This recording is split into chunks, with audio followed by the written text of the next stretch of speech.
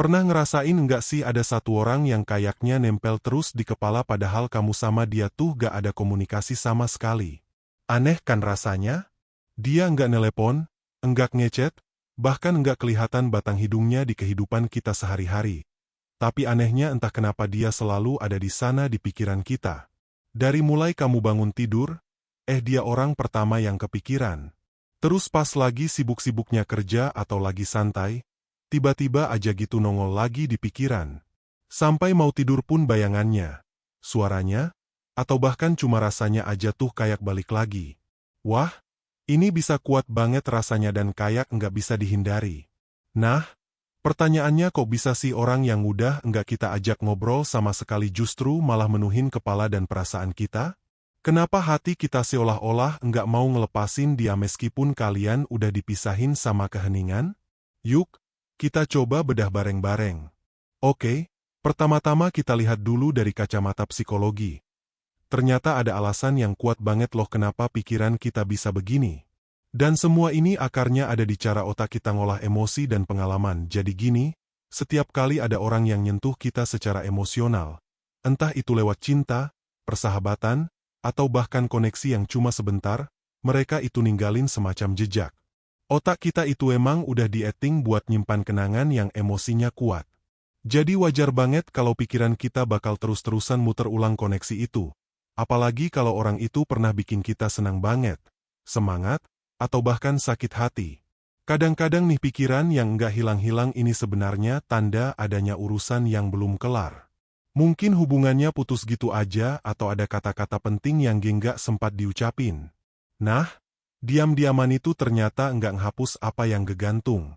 Malah sebaliknya, justru bikin pikiran kita muter terus, nyari-nyari jawaban atau penutupan. Nah, ini dia nih perang batin yang mungkin lagi kamu rasain. Logika kamu bilang, udah lupain aja, move on. Kan udah nggak ada kontak, tapi hati kamu bisik-bisik hal lain. Enggak bisa. Orang ini masih penting. Nah, tarik uluran di dalam diri inilah yang bikin kehadiran mereka jadi kuat banget di pikiran. Sering banget orang yang terus kita pikirin itu sebenarnya jadi simbol dari sesuatu yang kita butuhin atau kita kangenin dari diri kita sendiri. Bisa jadi dia itu simbol cinta, penyembuhan, atau bahkan inspirasi. Jadi, pikiran kita ini kayak cermin yang nunjukin apa sih yang sebenarnya lagi dirinduin sama hati kita.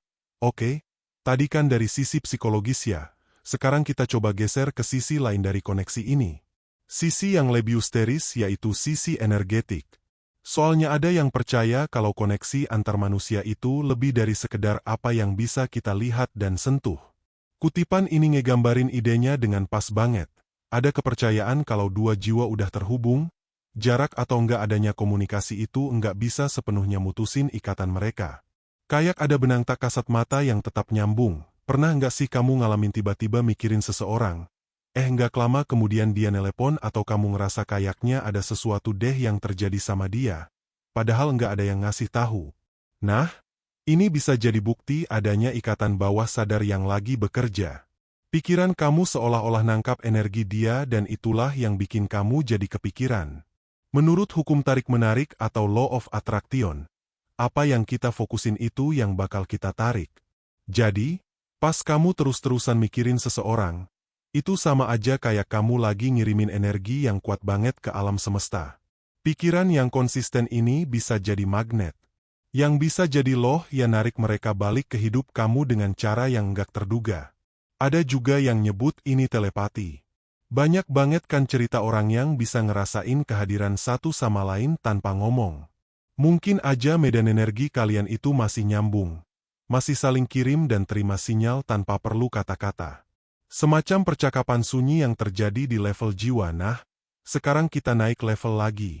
Kita lihat dari dimensi spiritualnya. Dari sudut pandang ini, pengalaman yang kamu rasain ini bukan sekedar kebetulan. Bisa jadi ini justru pemicu buat pertumbuhan diri kamu. Kadang seseorang itu muncul terus di pikiran kita karena ada pelajaran yang mau disampaikan lewat dia. Mungkin kamu lagi disuruh belajar sabar, belajar menerima keadaan, atau belajar lebih sayang sama diri sendiri. Nah, selama pelajarannya belum lulus, pikiran kamu bakal terus ngebawa dia balik lagi sebagai pengingat. ada juga konsep yang namanya kontrak jiwa.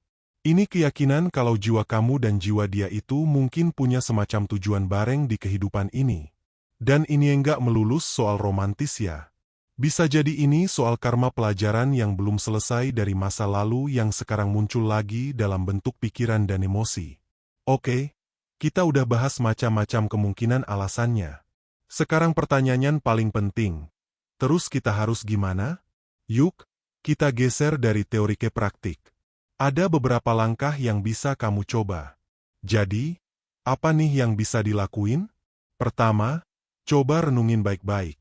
Sebenarnya dia itu simbol dari apa sih buat kamu?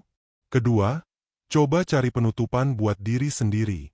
Mungkin dengan nulis semua perasaan kamu. Ketiga, jangan dilawan. Biarin aja pikiran itu datang, terus biarin pergi lagi. Keempat, pakai energi ini buat fokus ke diri sendiri, buat tumbuh. Dan yang terakhir, percaya sama proses dan waktunya.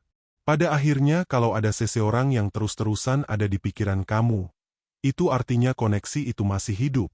Entah dalam ingatan, emosi, atau energi. Coba deh lihat ini bukan sebagai kelemahan, tapi justru sebagai tanda kalau kamu itu orang yang bisa merasakan sesuatu secara mendalam dan hatimu itu hidup. Jadi daripada nanya kenapa sih aku gak bisa berhenti mikirin dia, mungkin pertanyaan yang lebih bagus buat direnungin adalah pelajaran apa tentang diriku yang coba diajarkan lewat koneksi ini? Coba deh pikirin itu.